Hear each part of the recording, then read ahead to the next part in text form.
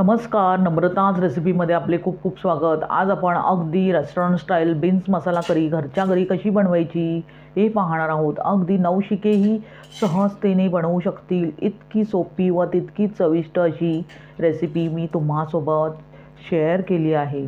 तेव्हा व्हिडिओ पूर्णपणे पहा आणि मुख्य म्हणजे नम्रताज रेसिपीला सबस्क्राईब करा, लाईक करा, आपल्या मित्रमैत्रिणींना शेअर करा। चला तर मग जास्त वेळ न घालवता आता आपण रेसिपीला सुरुवात करूया।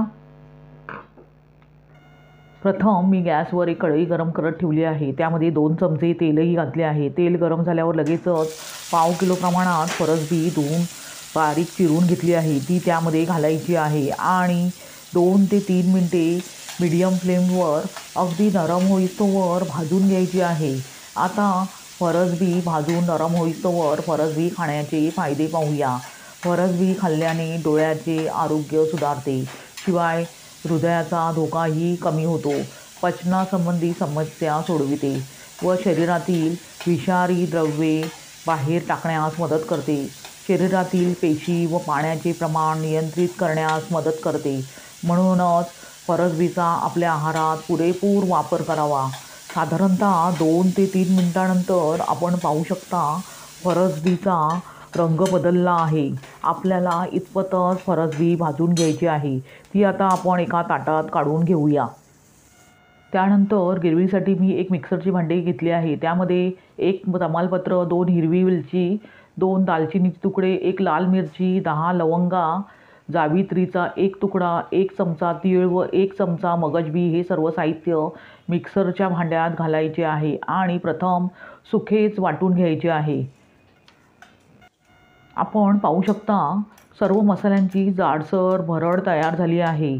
आता ह्या स्टेजमध्ये आपण त्यामध्ये अर्धी वाटी ताजे दही मी घेतले आहे, ते आपण ह्यामध्ये घालणार आहोत आणि त्यानंतर आपल्याला पाव वाटी पाणी घालून अगदी स्मूथ पेस्ट तयार करून घ्यायची आहे। आपण पाहू शकता अशा प्रकारे पेस्ट तयार झाली आहे, ती आता आपण बाजूला ठेवूया। आता पुन्हा गॅसवर मी एक कढई गरम करत ठेवली आहे। त्यामध्ये साधारणतः 2 ते 3 चमचे तेल घालायचे आहे। तेल थोडेसे गरम झाल्यावर त्यात एक मोठा बारीक चिरलेला कांदा घालायचा आहे आणि कांदा बदामीसर होईस्तोवर व्यवस्थित परतून घ्यायचा आहे। गॅसची फ्लेम मीडियम ठेवायची आहे। साधारणतः 2 ते 3 मिनिटांनंतर आपण पाहू शकता कांदा बदामीसर झाला आहे। या स्टेजमध्ये त्यात एक मोठा बारीक चिरलेला टोमॅटो घालायचा आहे आणि व्यवस्थित परतून घ्यायचा आहे। टोमॅटो मऊ होण्यासाठी कढईवर आता आपण झाकण ठेवूया आणि अगदी गॅसची फ्लेम बंद करून टोमॅटो व्यवस्थित शिजवून घेऊया। साधारणतः 2 मिनिटांनंतर आपण पाहू शकता टोमॅटो मऊ झाला आहे। आता ह्या स्टेजमध्ये आपण 1 चमचा आलं लसूणची पेस्ट त्यामध्ये घालायची आहे आणि गॅसची फ्लेम लो ठेवून अगदी व्यवस्थित परतून घ्यायची आहे। आलं लसूण त्याचा कच्चेपणा जाईस्तोवर आपण व्यवस्थित हे मिश्रण मिक्स करून घेणार आहोत।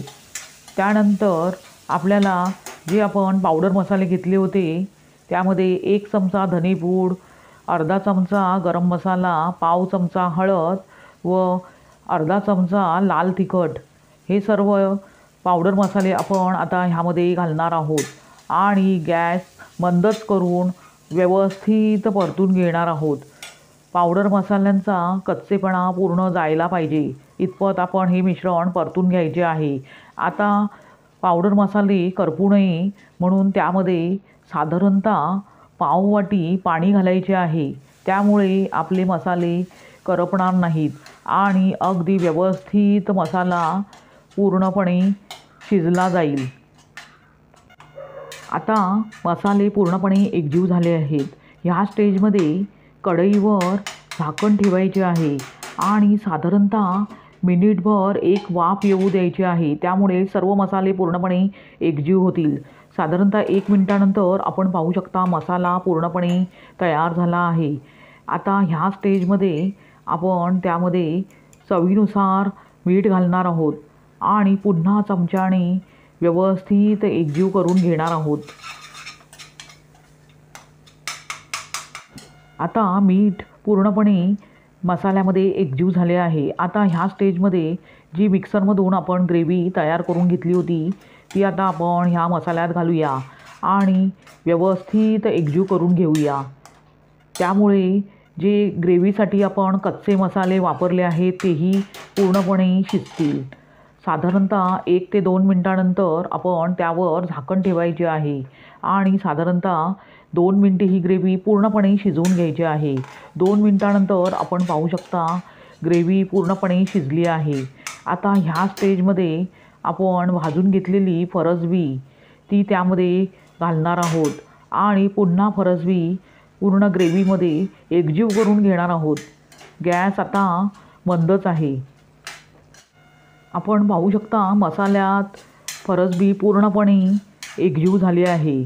आता ह्या स्टेजमध्ये त्यामध्ये फरसबी शिजण्यासाठी मी 1 ग्लास गरम पाणी घालणार आहे आणि पुन्हा चमच्याने व्यवस्थित एकजीव करून कढईवर झाकण ठेवून अगदी मऊसर फरसबी शिजवून घेणार आहे. आपल्याला साधारणतः फरसबी शिजायला 10 मिनटे लागतील. गॅस आता मीडियम ठेवायचा आहे.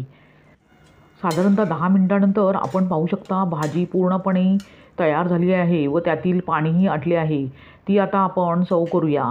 अशा प्रकारे तयार झाली बीन्स मसाला करी. ही मसाला करी तुम्ही भाताबरोबर, चपातीबरोबर किंवा पराठ्याबरोबर खाऊ शकता. फारच अप्रतिम अशी लागते आणि बनवण्यासही अगदी सोपी अशी ही रेसिपी आहे. तुम्ही अशा प्रकारे बीन्स मसाला करी बनवून पहा आणि त्याचा आस्वाद घ्या. तुम्हाला ही रेसिपी कशी वाटली ते कमेंट करून सांगा आणि मुख्य म्हणजे नम्रताज रेसिपीला सबस्क्राईब करा. अगदी निःशुल्क आहे. लाईक करा, आपल्या मित्रमैत्रिणींना शेअर करा. पुन्हा भेटूया अशा चमचमीत आणि झणझणीत रेसिपीसह. धन्यवाद.